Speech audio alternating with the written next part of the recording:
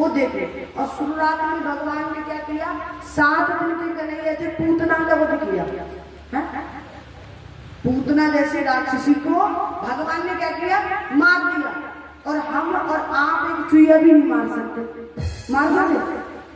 अगर चूहा घर में निकल आए ना तो पूरा घर इकट्ठा कर देते। और बात क्या करते कि भगवान ने 16,108 मना किए तो हम भी 16,108। पहले देखिए भगवान ने पूतना जैसी राक्षसी का वध किया, पहले तो हम ये काम करें उसके बाद बाकी। तो भगवान की प्रत्येक लीला के पीछे कोई ना कोई कारण अवश्य है। आगे चलकर भगवान कन्हैया थोड़े बड़े हुए और महाराज बड़े हुए भगवान श्री श्याम सुंदर। तो भगवान भोलेनाथ के मन में भाव आया कि क्यों ना मैं भगवान के बाल स्वरूप के दर्शन करने। भी चतुर्भुज रूप में देखा था ठाकुर को, नारायण रूप में। अब विचार किया कि जब बालक बनकर आए तब देखूं कैसे लगते, भगवान का बाल स्वरूप देखूं कैसा लगता। तो भगवान भोलेनाथ कैलाश पर्वत पर रहते थे और कैलाश से उतर करके ब्रज में आए। अब आप विचार लगाइए भोलेनाथ का स्वरूप कैसा है, जानते ना आप लोग भगवान भोलेनाथ कैसे रहते थे। अच्छा खासा व्यक्ति डर जाएगा और जाकर दरवाजे पे आवाज लगाई, अलग निरंजन। तो मैया ने जाकर तुरंत ऐसे दरवाजे, ओ महाराज घबरा गई मैया ने तुरंत गेट लगा दिया और कि बाबा दूर दूर दूर। भगवान भोलेनाथ बोले मैया मेरी बात तो देख बाबा जी, बता तेरे लिए क्या चाहिए, भोजन अन्न पैसा कपड़े क्या चाहिए, जो कुछ तुझे चाहिए ना, जो लेना है तुझे बता दे मैं लेकर दे दूंगी, यहाँ से जा। भगवान भोलेनाथ बोले मैया मुझे तो ना भोजन चाहिए, ना पैसा चाहिए, ना कपड़े चाहिए। फिर अभी अभी तेरे घर एक लाला ने जन्म लिया है, छोटे से लाला भयो है ना, बस उस लाला के दर्शन के लिए आए हूँ, एक बार उसके दर्शन करा दे मैया, फिर मैं लौट कर दोबारा कभी नहीं आऊंगा। मैया बोली राम राम, मैं 85 वर्ष की है क्या, इतनी बूढ़ी मेरी आयु हो गई 85 वर्ष, इतनी बूढ़ी हो गई। उसके बाद मैंने तुझे देखा तो मैं डर गई और मेरा लाला तो इतना सोया है।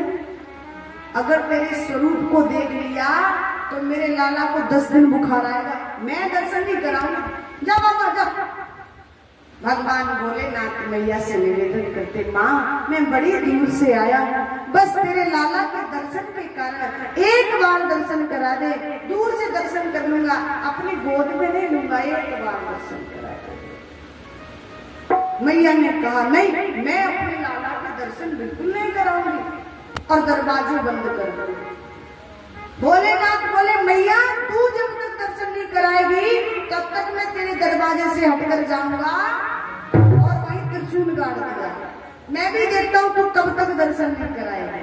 मैया बोली मत जा, मत ही जावे ना भाई, मेरे एक दरवाजा थोड़ी है, मैया के 85 चौक थे। हमारे यहाँ आज भी गोकुल है ना जहाँ भगवान का जन्म हुआ था, आज भी आप आ जाएंगे जिस जगह भगवान का जन्म हुआ तो 85 चौक हैं, 84 तो खंभ हैं, आज भी है वहाँ जहाँ भगवान का जन्म हुआ था ना, वो कच्छ आज भी उसी हिसाब से उसी पत्थर का बना हुआ है, आज भी कुछ बदला नहीं है वहाँ पर गोकुल में, बिल्कुल सेम वैसा ही है जिस भगवान के समय में। मैया बोली मत दिखा, भोलेनाथ मैया बोली मत जावे, मैं आपको बंद कर दूंगी, दूसरे वाले दरवाजे से निकल जाऊंगी। भाई एक दरवाजा हो तो दिक्कत नहीं होती कि खोलना है बार बार, इसको बंद कर दिया उस वाले को खोल लिया। भोलेनाथ को लगा कि अब मैया दर्शन नहीं कराएगी, तो भोलेनाथ ने त्रिशूल उठाया और चल दिए। कहा प्रभु आपकी इच्छा, आप दर्शन कराना नहीं चाहते तो फिर अब जाना ही पड़ेगा, और चल दिए मेरे भोलेनाथ। उधर जैसे ही भोलेनाथ वहां से चले भोलेनाथ को अपना गुरु मानते हैं ना, भाई जो कृष्ण है ना वही राम है, और जो राम है वो राम जी कहते हैं रामचरितमानस में कि शिव द्रोही मम दास कहावा सोम नर मोहि सपने नहीं।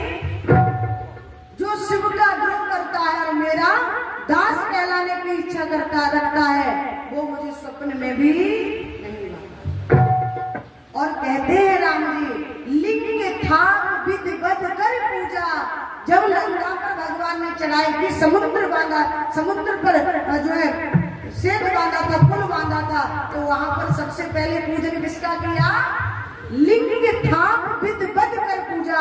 और शिव समान प्रिय और ना, मेरे राम जी कहते हैं कि मुझे शिव से अधिक प्रिय और संसार में कोई नहीं। तो राम जी शिव को गुरु मानते और शिव जी राम को अपना गुरु मानते।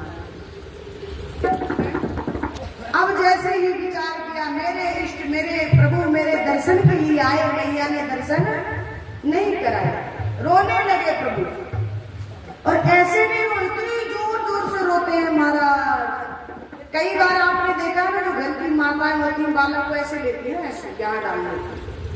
बालक जब बड़ा हो जाता है तो मैया ऐसे नहीं उठी लाला को उधर तक। अब लाला ने रोना प्रकट किया और जोर जोर से मैया के पेट में पैर मारने लगा। अब मैया चुपाए पर लाला नहीं सुना। आप लोगों ने देखा है जब बालक कभी कभी ज्यादा रोता है तो अड़ोसी पड़ोसी भी इकट्ठे हो जाता है।